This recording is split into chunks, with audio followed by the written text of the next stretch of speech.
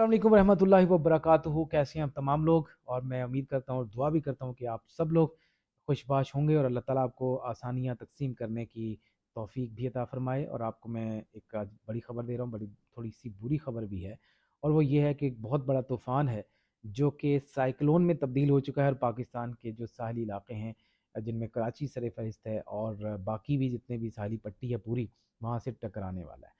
और बाइपोर जॉय उस तूफ़ान का नाम है। और ये अभी इस वक्त तकरीबन ये 670 किलोमीटर दूर रह चुका है। ये जो समुद्री मील होते हैं, 670 मील दूर कराची से रह गया। और इसकी स्पीड जो है वो ठीक ठाक किस्म की है। और महकमे मौसमियात ने भी और जो पीडीएम में ने इन्होंने जो ख़तरे को से आगाह कर दिया गया कि आप सब लोग जो हैं, स्पेशली जो पॉलिटिकल पार्टीज़ हैं, एडमिनिस्ट्रेशन है, ये सारी जो हैं इस ख़तरे के पेश नज़र जो भी पहले से हिफाजती इक़दामात हैं उनसे लोगों को आगाह कर दें, ताकि लोग जो हैं एक बड़े नुकसान से बच सकें। इसके जो सिस्टम के हवाले से मैं बात करूँ, तूफ़ान का जो एक सिस्टम बना, उसके अतराफ 180 से 200 किलोमीटर, जबकि जो मरकज़ है उसमें 220 किलोमीटर की रफ़्तार से हवाएँ चल रही हैं। एक बहुत बड़ा सिस्टम होता है जिसमें हवाएँ जो हैं वो मूव करती रहती हैं एक दूसरे से, तो उसकी स्पीड जो है वो इतनी ज़्यादा होती है। यानी पहला मैंने ये आपको बताया कि 180 से 200 किलोमीटर, जबकि जो सेंटर है उसका साइक्लोन का जो सिस्टम का, उसका 200 किलोमीटर की स्पीड से हवाएं चल रही हैं। अच्छा, अब इससे अंदाज़ा आप कर सकते हैं कि ये तूफ़ान जो है कितनी शिद्दत है इसमें, और अगर ये कराची जैसे शहर में टकराता है तो कितना बड़ा ये नुकसान हो सकता है। और इसका ज़ाहिर है कि असर समुंदर पे है, तो समुंदर की लहरें जो हैं बड़ी होंगी। और जो सबसे पहले जो केटी बंदर है और इसके इर्द गिर्द के इलाके हैं, यहाँ से टकराएगा। और 15 जून के बारे में कहा जा रहा है कि 15 जून में ये सारे सिलसिला होगा। 13 से 17 जून तक एज अ होल बताया गया। और उसके बाद ये कहा गया कि 15 जून स्पेसिफिकली ये जो है टकराया जा सकता है, जिसमें कराची तो होगा, ठट्ठा है, सजावल है, टंडो मोहम्मद ख़ान है, टंडो अलहयार है, मीरपुर ख़ास है, बदीन, थरपारकर, ये तमाम वो इलाके हैं जहाँ पे लोग मौजूद हैं। और कुछ नशेबी इलाके भी कहे जाते हैं, समझे जाते हैं। वहाँ पर लोग जो है अपने घरों से, ये कहा गया कि आप निकल आएँ और महफूज़ मकाम पे चले जाएँ। इसमें जो वज़ीर आला सिंध हैं, मुराद अली शाह, उन्होंने भी कल ये बात की, प्रेस कॉन्फ्रेंस की। उन्होंने कहा था कि आप वो तमाम लोग पहले से चले जाएँ, बाद में फिर हम उनको भी अलर्ट करेंगे, उन्हें कहेंगे कि फ़ौरी तौर पर हम उनके लिए कुछ जिनके पास रहने की जगह नहीं है, तो उनको पहले तो उन्होंने ये कहा कि खैमा बस्ती लगाएँगे, बाद में कहते हैं यार खैमा बस्ती भी इतना तेज़ साइक्लोन है तो उसमें हवा में ही उड़ जाएगा। तो हम खैमा बस्ती की बजाय पक्के जो मकानात हैं, वहाँ पे उन्हें रखेंगे। और ये बहुत अच्छी बात है, ज़ाहिर है कि ऐसा ही करना चाहिए, उनकी ज़िम्मेदारी भी है। लेकिन एक बड़ी तशवीशनाक बात है, जब आपको अथॉरिटीज़ ने, एडमिनिस्ट्रेशन ने सारा बता दिया है, यार आप लोग जो साहिल की पट्टी है उससे थोड़ा-सा दूर रहें, तो दूर क्यों नहीं रहते? भई आपको मसला क्या है? मैंने ये देखा, कल भी मैंने न्यूज़ भी इसकी पढ़ी कि लोग जो हैं वो अभी भी एन्जॉय करने जा रहे हैं। कहते हैं यार हमारे घर लोड शेडिंग है तो लाइट ही नहीं है, हम गर्मी है, गर्मी की शिद्दत में क्या करें, इसलिए साले समंदर पे आ रहे हैं। ऑल्दो वहाँ पे पुलिस वाले खड़े हैं और अथॉरिटीज़ वहाँ पे ऑलरेडी मौजूद हैं, लेकिन वो भी कहते हैं यार अच्छा गर्मी है तो आने दें। लेकिन ये इंतहाई ख़तरनाक चीज़ है। अवाम में एक शऊर इतना होना चाहिए कम से कम कि यार आपको मना कर रहे हैं, बहुत बड़ा तूफ़ान आने वाला है, क्यों आप अपनी जानों के दुश्मन बने हुए हैं? और उसके बाद फिर आपको वो रोकने वाले भी आपको नहीं रोक रहे हैं। कोई एडमिनिस्ट्रेशन होती है, कोई सिस्टम भी तो होता है यार, अगर नहीं तो आप दूसरी किसी गैर मुल्की मुल्क में देख लें कि मामलात जो है वो इस तरह की सिचुएशन हो तो लोग कितना ख्याल रखते हैं अपने आप का, अपनी पुलिस का, अपने एडमिनिस्ट्रेशन का, अथॉरिटीज़ का। यार उन्होंने एक दफ़ा ऑर्डर कर दिया है तो आप रुक जाओ ना, आप क्यों इतना, आपको उथल-पांच होती है? आप थोड़ा-सा कंट्रोल कर लेना, 3-4 दिन आगे, 1 हफ्ते की तो बात है। और हमने ये देखा कि पिछली दफ़ा ऐसा ही सिलसिला हुआ था, लेकिन वो फिर तूफ़ान टकराया नहीं, थोड़ा दूसरी साइड पे निकल गया कराची से। तो लेकिन लोग जो हैं बीच में वो नाके लगाए हुए हैं पुलिस वालों ने, बीच में से भाग जाते हैं, निकल जाते हैं। तो बाद में कुछ अरसे के बाद फिर उस जगह से, समुद्र के पास-पास से, जो साहिल समुद्र के अंदर से, पता नहीं वो शो तो यही किया गया कि नहाते हुए डूब गए, लेकिन मुझे लगता है कि वो उस दौरान जब वो लोग थे तो उसकी स्पीड ज़्यादा होती है। जो लहरें होती हैं, उनमें प्रेशर बहुत ज़्यादा होता है, तो उसको वो लोग हैंडल नहीं कर पाए, जिसकी वजह से वो तैर नहीं पाए, तो वो अंदर ही अंदर चले गए। तो बड़ी लाशें निकली थी।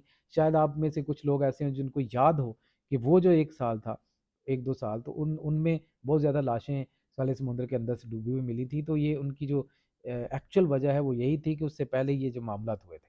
बहरहाल میری ریکویسٹ ہے ان لوگوں سے بھی، نوجوان نسل سے، کہ خدا کا تھوڑا سا خوف کر لیں، یہ اپنے لیے، اپنے ماں باپ کے لیے، اور پھر ایڈمنسٹریشن کے لیے، کہ اگر آپ کو الرٹ کیا جاتا ہے اس وجہ سے تو آپ الرٹ ہو جاؤ نا یار، الرٹ ہو کے تو ایک سائڈ پہ رک جاؤ یا کوئی تھوڑا سا ویٹ کر لو.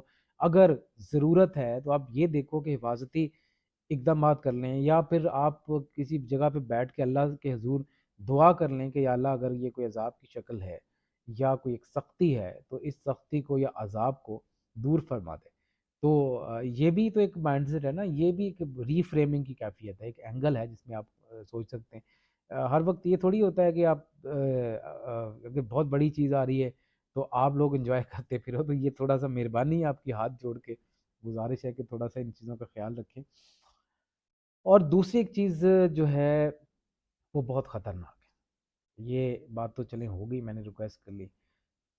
دو چیزیں، ایک باپ کو ایک بیٹے نے جائیداد کی خاطر قتل کر دیا. یہ بہت بڑی خبر ہے، گجرانوالہ کی ہے. اور پھر ایک اور خبر ہے، ایک بھائی کی شادی ہو رہی تھی تو دوسرے بھائی نے شادی میں جا کے گھس کے اپنے جو چھوٹے بھائی ہے اس کو مار دیا. یعنی فائرنگ کر دی، ایک چھوٹا بھائی ایک دوست تھا اس کو مار دیا. آپ اس کے پیچھے چیز دیکھیں کہ ٹیمپرامنٹ جو ہے وہ کہاں چلا گیا. کیا ایک باپ سے زیادہ جائیداد عزیز ہوتی ہے؟ یا ہو رہی ہے تو کیوں ہو رہی ہے؟ کیا غربت ہے یا کوئی اور بھی ہوس ہے اس کے پیچھے؟ مجھے نہیں لگا. غریب تو بہت سارے ہوتے ہیں، لوگ تو فاقے کرتے رہتے ہیں، بیٹھے رہتے ہیں. تو یہ کیا غربت ہے یا ہوس ہے؟ مجھے تو یہی لگتا ہے کہ شاید کوئی اس طرح کا چکر ہو، ہوس ہو. اس کا نام مجبوری کا دیتے ہیں، جی ہم بہت مجبور ہو گئے تو مجبوری میں آ کے اس طرح کے اقدامات کر دیے. اب میں آپ کو اس کی تھوڑی سی ڈیٹیل دیتا ہوں جلدی جلدی سے. تو یہ خبر ہے ننکانہ صاحب کی. بھائیوں نے بھائی کی بارات پر فائرنگ کی، جبکہ گجرانوالہ میں یہ دو خبریں ہیں ٹوٹل. بیٹے نے باپ کو مار دیا. تو اس کی تفصیل میں بتاؤں کہ وار برٹن ایک علاقہ ہے جی ننکانہ صاحب کا، شادی ہو رہی تھی، اس کے گھر کو ماتم کدہ بنا دیا جی. اور بارات پہ گولیاں چلیں، بھائی نے مارا. اور جو ایک ہم باراتی تھا، حمزہ اس کا نام ہے، وہ اس کا جو ہے بھائی رضوان اس کا نام ہے، وہ بھی جاں بحق ہو گیا. جبکہ ایک ڈرائیور جو تھا جو ان کی گاڑی واڑی چلا رہا تھا تو وہ زخمی ہوا ہے. ابھی تک ویسے جو اطلاع ہے ابھی تک اریسٹ تو کوئی نہیں ہوا، وہ بھاگ گئے ہوں گے میرا خیال. لیکن وہ دیکھیں یہ اس کے پیچھے بہت بڑی کہانی ہے. شادی اس نے کی ہوگی، اس کے مرضی سے نہیں کی ہوگی، یا جو بھی وجہ ہے، مجھے ہمدردی ہے اس کے خاندان کے ساتھ، یہ جو بھی وجہ ہے. ایک جو کانفلکٹ ریزولوشن ہوتا ہے نا، یہ آ، آتا ہے ٹریننگ کے ساتھ، آ جاتا ہے. اگر آپ کو نہیں آتا تو بیٹھک میں بیٹھو نا، بزرگوں کی کمپنی میں بیٹھے. اگر اس سے نہیں آتا تو آپ اس طرح کی کورسز کر لیں بھائی. لیکن جب وہ کانفلکٹ نکل نہیں رہا ہوتا تو پھر آ کے لڑائی شروع ہو جاتی ہے، جہاں پہ پور مسئلے کا حل نہیں نکلتا، آپ جو مرضی کر لو. دوسرا گجرانوالہ کا جو واقعہ ہے، وہ باپ کو قتل کیا تھا کسی نے، کسی ایک بندے کو قتل کیا تھا. تو پولیس کافی عرصے سے کوشش کر رہی تھی کہ اس کا سراغ نکالا جائے.